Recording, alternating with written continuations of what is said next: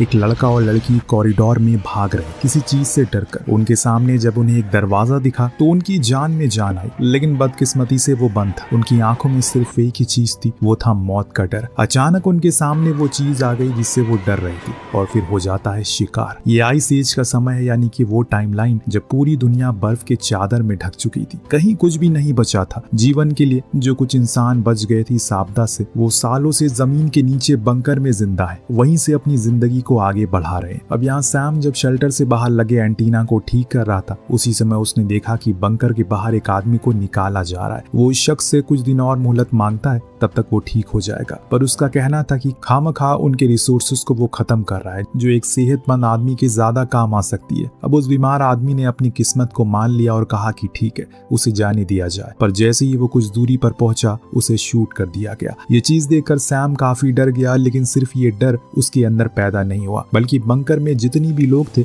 सभी को ये लगने लगा था कि उन्हें किसी भी तरह करके बीमार नहीं पड़ना है, वरना उनके साथ भी ऐसा ही होगा। पिछले हफ्ते एक फ्लू आया था जिसमें एक साथ 12 लोगों ने अपनी जान गंवा दी, इसीलिए अब इनके पास खाना भी कम पड़ चुका है। ये बहुत कोशिश करते हैं किसी तरह करके यहाँ कुछ फसलों को उगाया जा सके, लेकिन दिन ब दिन कोशिशें नाकाम होती जा रही है। इनके पास कुछ जानवर भी थे जिनकी देखभाल विक्टर करता है। उसका भी कहना था जो भी रैबिट पिछले महीने पैदा हुए थे उसमें से सिर्फ 7 ही जिंदा है, जिसमें मात्र एक ही फीमेल है। उसे सब मेल दूर भाग रहे, न जाने क्या वजह है। इतने में ब्रिक वहाँ आता है। ये शेल्टर का लीडर है। उसने कुछ नए रूल्स बनाए हैं, जो कोई भी बीमार होगा उसके पास 2 हफ्तों का वक्त होगा, तब तक वो क्वारंटीन होगा, और अगर तब तक वो भी ठीक नहीं हो पाया तो उसके पास 2 रास्ते हैं, मौत या फिर बर्फ पे एक लंबे सफर का, जिसकी कोई मंजिल नहीं है। सैम ने ब्रिक को उसके बारे में बताया जो आज सुबह किया हो। ये सुनकर वो गुस्सा तो था, लेकिन उसका कहना था कि उनके पास इन चीजों से बड़ी परेशानियां हैं। जब ये मॉनिटर रूम पहुंचे तो कॉपर का कहना था उन्हें एक दूसरे शेल्टर से सिग्नल मिला है, लेकिन वहां से कोई भी जवाब नहीं आ रहा है। कि इन लोगों को ऐसा लगता है एक ऐसी जगह भी मौजूद है जहाँ का तापमान नॉर्मल है, पहले की तरह सारी चीजें वहाँ मौजूद है, पर सैम को ऐसा बिल्कुल नहीं लगता। वहाँ एक और काई को हम देखते हैं जो सैम की गर्लफ्रेंड है। वो उसे कुछ प्रोटीन बॉल लाकर देती है जो कि विक्टर को दे दे ताकि वो इन्हें रैबिट को खिला सके। कुछ देर के बाद ब्रिक के आदेश पर इमरजेंसी मीटिंग बुलाई जाती है। सर्वाइवर इकट्ठा होते हैं। डेक्स्टर अपनी पत्नी के साथ वहाँ आज बैठा था। उसने उसे सख्ती से कहा कि गलती से भी यहाँ मत खांसना। पास में ही खड़ा सैम ने ये सुन लिया।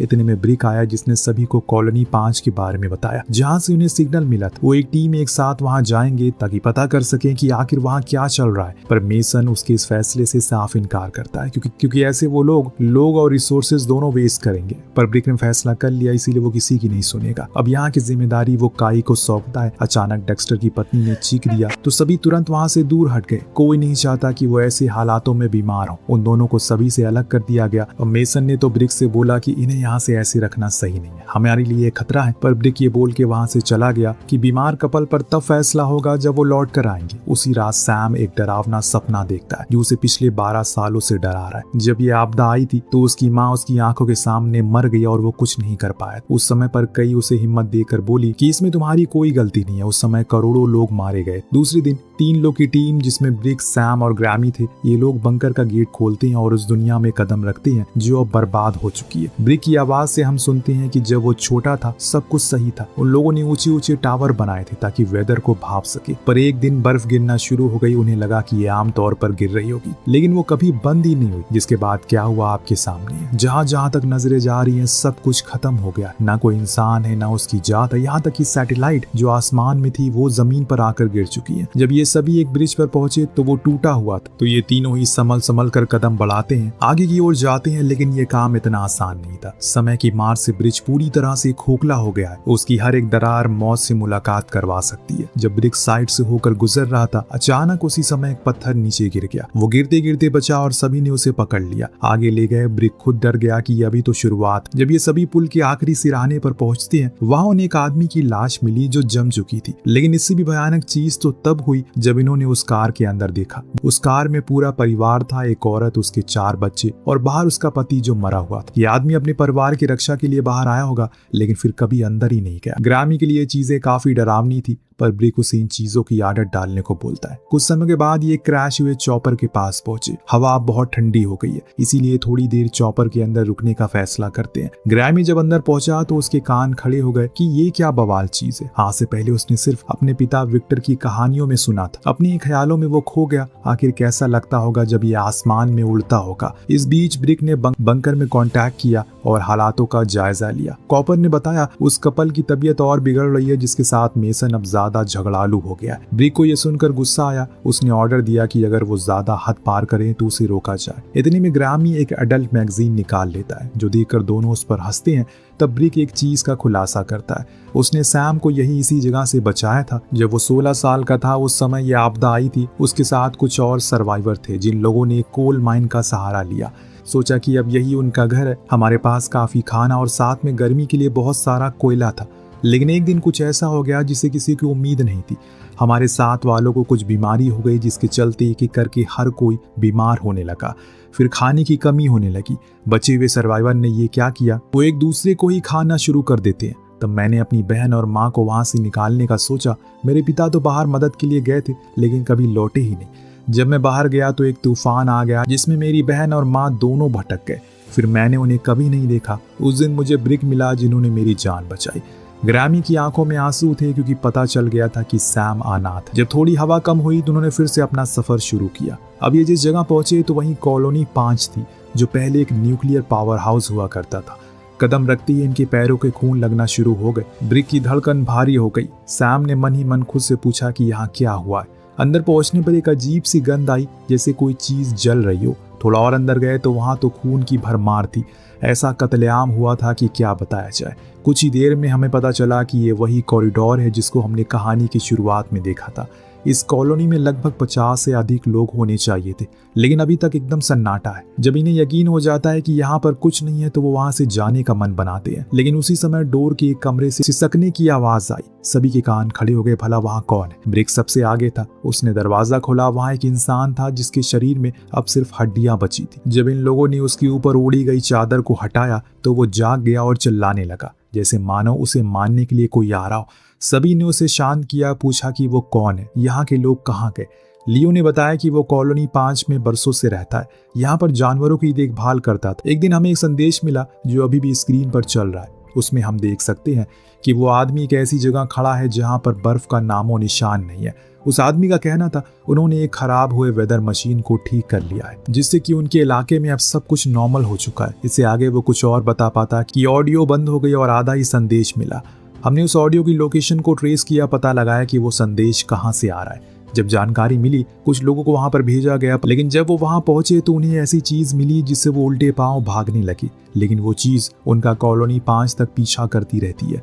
अंदर भी आ गई। ब्रिक ने तुरंत मैप निकाला। पूछा कि कहाँ है वो जगह। लियो ने नक्शे पर उंगली रखकर बोला ये है। तो उन्होंने वहां जाने का फैसला किया। साथ में लियो को भी चलने को कहा, पर वो इतना ज्यादा खौफ में आ चुका है कि ये जगह से बाहर जाने के लिए उसकी हिम्मत ही नहीं हो रही है। अब समय ना गवाते हुए ये लोग वहां से जो कुछ भी सामान था उसे रख लेते हैं और फिर से लियो से बोलते हैं चलो हमारे साथ चलो। तभी उसी समय कॉरिडोर से कुछ आवाज आई। सब कुछ फिर से एकदम शांत हो गया, लेकिन ये शांति काफी भयानक थी। ऐसा लग रहा है जैसे कोई भागती हुई चीज इनके पास आ रही है। लियो डर के मारे दरवाजा इनके मुंह पर बंद कर देता है। ये तीनों अब उस कॉरिडोर में अकेले हैं। धीमे धीमे कदमों के साथ जब ये आगे बढ़ रहे थे तो किसी चीज के काटने की, मार पिटाई की आवाज और तेज होने लगती है। जब ये फासला तय करके अंदर गए तो वहाँ मशालों की रोशनी आ रही थी। इन्हें लगा कि शायद बचे हुए सर्वाइवर यहाँ छुपे होंगे, पर दोस्तों ये मंजर तो रोंगटे खड़ी कर देने वाला था। तीनों ने जब रास्ता मोड़ा और सामने आए तो वहां पर सिर्फ चारों तरफ इंसान की लाशें थी। कुछ उसमें से जिंदा भी थे जिन्हें कुछ लोग काट रहे थे। उन्हीं की साइड में बैठे कुछ लोग बड़ी ही चाव से उन्हें खा रहे थे। वो इंसान मांस को चबा रहे थे, जो देख सैम और बाकियों के मन में घिन के साथ डर भी आने लगता है। तभी वो आदमी जो लाश काट रहा था इन्हें देख लेता है। एक पल के लिए तो एकदम शांति हो गई। पल के लिए तो समय रुक गया और फिर शुरू हुआ मौत का तांडव। उसके करीब आते हुए देख ब्रिक उसे गोली मारता है। इससे और भी आदमखोर खड़े हो गए, जिसमें कि एक विशाल कटकाठी वाला कैनिबल था जो उनका चीफ था। सभी अब इनके पीछे लग गए। ये अंधाधुंध गोलियां चलाते हैं। वो तादाद बेहद उनकी ज्यादा थी, इसीलिए भागने के अलावा कोई रास्ता नहीं था। सैम ने मौका देखकर एक ग्रेनेड फेंका, जिससे एक जोरदार धमाका हुआ और इसी में ग्रामी से चूक हो गई। वो अपने ग्रुप से बिछड़ गया। वो दोनों तो आगे भाग रहे थे, लेकिन सैम के ऊपर उन आदमखोर ने हमला कर दिया। वो उससे आखिरी दम तक लड़ता रहा।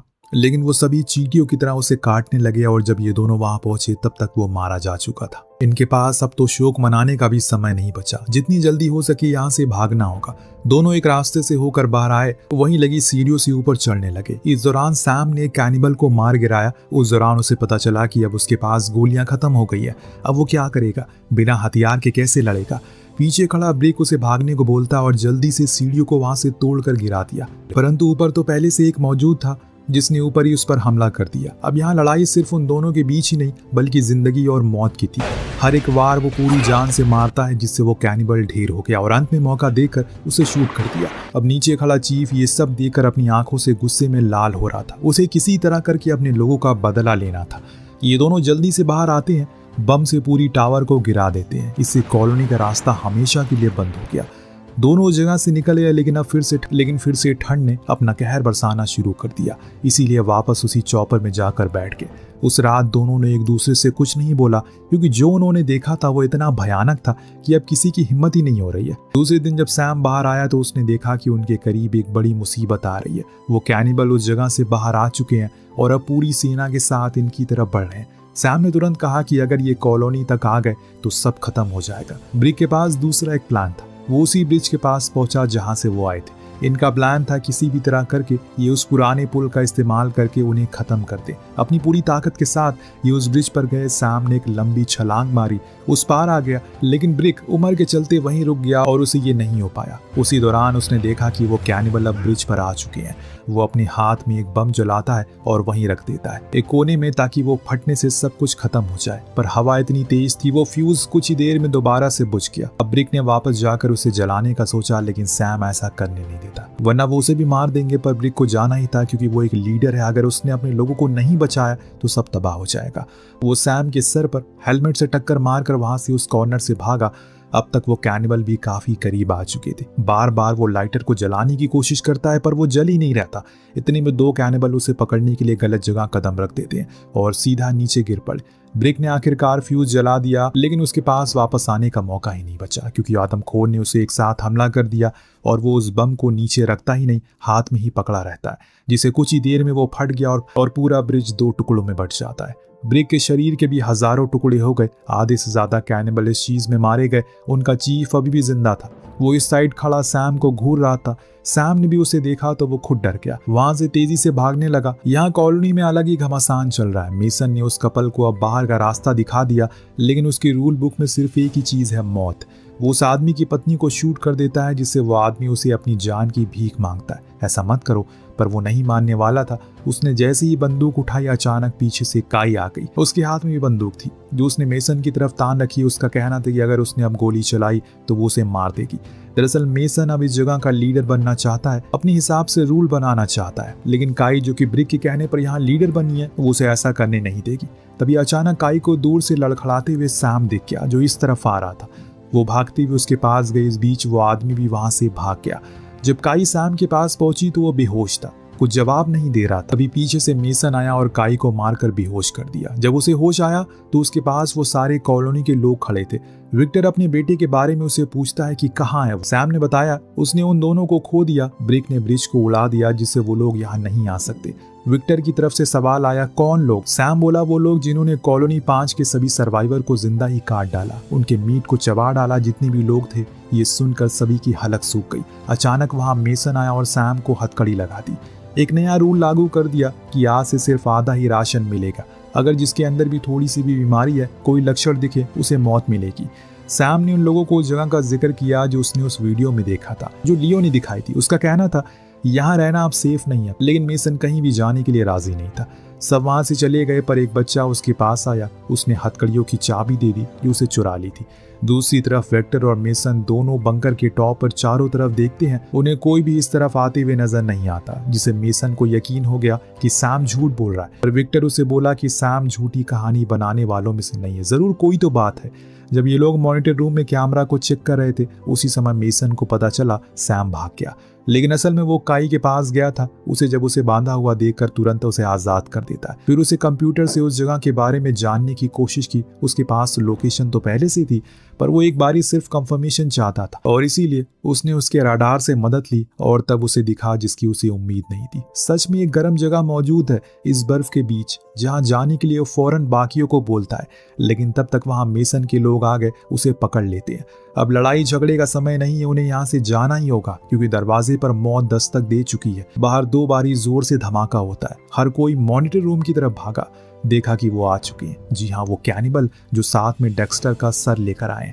अब दरवाजा तोड़ने की कोशिश में है। अगर वो अंदर आ गए तो इस कॉलोनी के हालात वैसे होंगे जैसे कॉलोनी 5 में हुआ था। मेसन ने समझदारी दिखाई, ऑर्डर दिया कि जिन लोगों को भी बंदूक चलाने आती है वो उसके साथ आए, बाकी के लोग वार्ड में चले जाएं।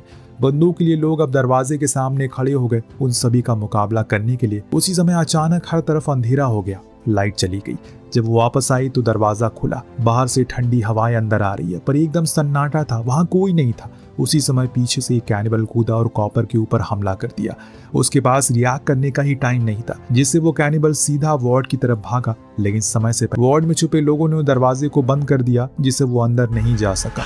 इस दौरान एक लड़की जो खुद की जान के लिए इधर से उधर भाग रही थी, वो एक जगह पर पहुंची। उसके सामने आदमखोर आ गया, बड़ी बेरहमी से उसे मार दिया।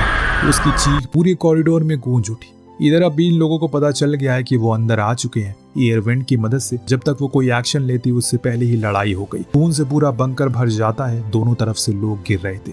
मेसन भी इसमें बुरी तरह घायल हो गया है, लेकिन काई और सैम खुद को बचा लेते हैं। जब इनके साइड सारे लोग गिर गए तो विक्टर ने फैसला किया कि वो खुद चीफ का सामना करेगा। उसने हथियार उठाया, उसे लड़ना शुरू किया।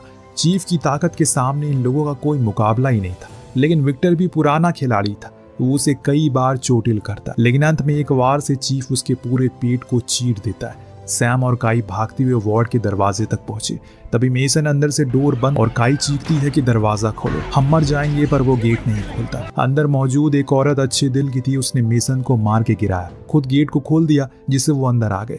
लेकिन उनके साथ 2 कैनिबल भी आ गए थे, जिनके समय रहते ये मार देते हैं। काई ने जब पता चला कि मेसन ने गेट को बंद किया तो वो उसे बड़ी गंदी गालियां देती है। जब इन्हें पता चला कि ये दरवाजा उन सभी को रोक नहीं पाएगा तो उस समय सैम ने खुफिया रास्ता खोला। कहा कि इसे हमें आगे जाना होगा, पर मेसन इनकार करता है। वो ऑर्डर देता है कि हमें यहीं रुककर उसे लड़ना होगा, बाहर जाने का कोई फायदा नहीं है, तब हम ठंड से मर जाएंगे। लेकिन बाकी के लोग जाने को मान गए थे।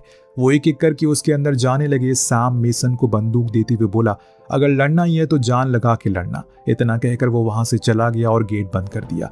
जब वो कैनिबल अंदर घुसते तो मेसन ने चालाकी दिखाई और वहां रखे एक सिलेंडर पर शूट कर दिया, जिसे जोरदार धमाका हुआ, जिसमें सबके सब मारे गए और एक बच गया। वो था चीफ, जो अब सैम के पीछे लग गया है। दोनों में भयंकर लड़ाई होती है। सैम के हाथ में जो कुछ भी आता है वो उसे ऊपर वार करता है, लेकिन वो शक्तिशाली कैनिबल पर कोई असर ही नहीं होता। धीरे धीरे करके वो उस पर भारी पड़ने लगा।